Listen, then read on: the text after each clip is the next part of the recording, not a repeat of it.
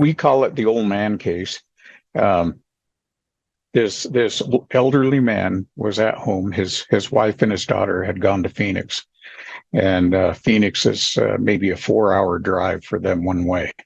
So they're living in this remote area, and their nearest neighbor is probably a half mile away. And about 1 o'clock in the morning or so, he sees lights coming through his front window, and so he thinks, that looks like a car coming. Um, he goes to the window and doesn't see a car, with the headlights on. So, he starts looking, and what he sees is this ball of light about 25 feet in diameter that's circling around his house. And as he watches it, it goes up on the hill behind his house about a quarter mile away. And he says he doesn't know if it lands or if it just hovers up there. Something comes out from underneath. It goes down. He sees this thing go down toward another house near where he lives and go back up to the craft and then come down toward his house. He has a small blue heeler pup that's maybe about 6 months old, and it runs out barking in the night, toward where these things are coming in. And he says that he hears the dog yelp. Dog comes running back to the house, lays down in the front, by the steps, and doesn't move. Just curls up in a ball. So about then he's getting kind of nervous. He goes inside the house. He locks himself in and starts looking out through the windows. And his description is that in Navajo, there's no word for alien. Right. So he's describing, because Navajo is a very descriptive language, he's describing to us that he sees what he calls 4 small children walking around the outside of his house. And they have big heads. They have big black eyes that kind of wrap around. They're wearing skin tight, metallic or white colored, light colored, outfits. And as they're walking around, they're shining these collimated beam lights that look like what you would see out of a laser, but they're about a half-inch in diameter. Each light is a different color: red, blue, green, and yellow. And they're searching. There's 4 of them. They're searching the ground like they're looking for something. They're fascinated with these solar lights around his house. Just average solar light that you would buy, say, at Walmart or Costco or something like that. And as they go around these lights, he says the lights would dim and go out, and then they'd back up and the light would come back on. And he says they were just fascinated with these lights. They'd keep leaning in and the light would go out. Pretty soon he's getting upset. He says, "What are these little kids doing at my house at this hour?" So he went out the front door. They're in the back, and he's going to sneak up on them.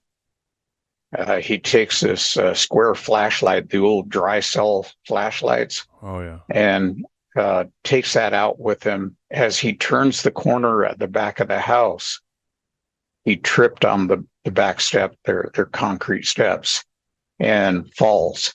Now, you and I know that at 80 plus, when you take a fall, that could be serious. Yeah.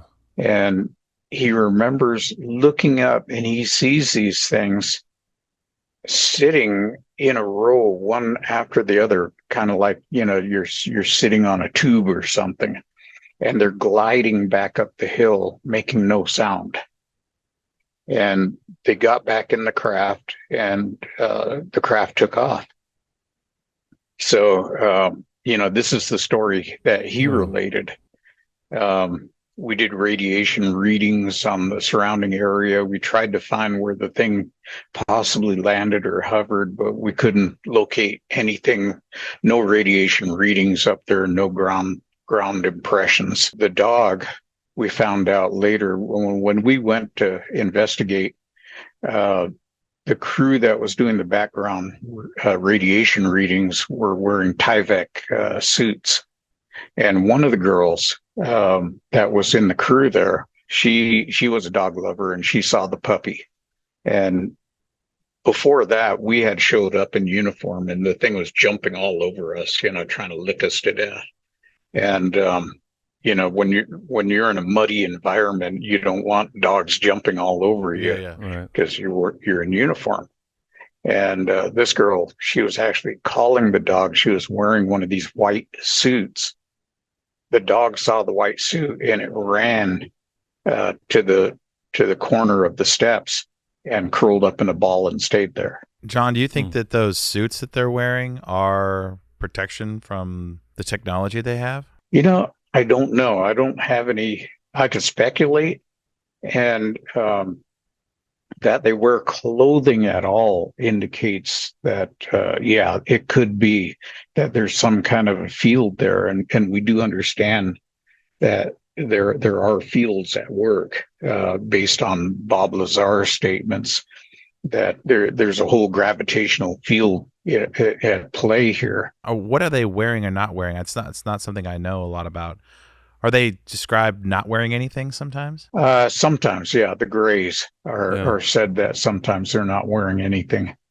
And in this case, they were wearing some kind of a skin tight outfit. So what he saw was different than the Greys. These aren't Greys. These are different. Yeah, but they had the big head.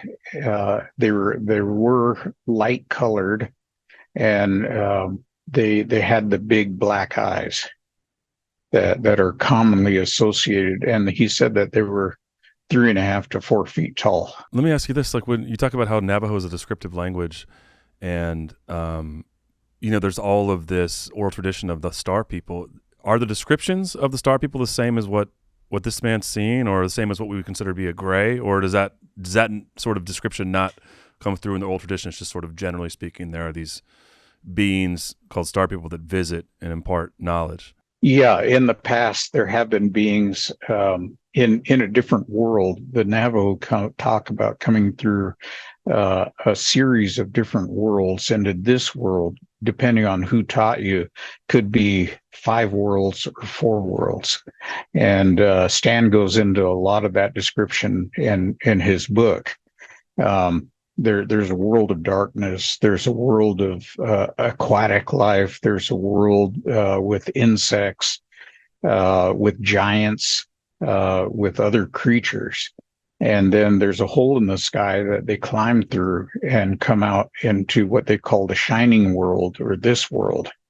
And so, we started looking at that, and we started saying, maybe it's not just a fable. Maybe what they were describing is coming through a dimensional gate of some type. And we started looking very closely at that idea.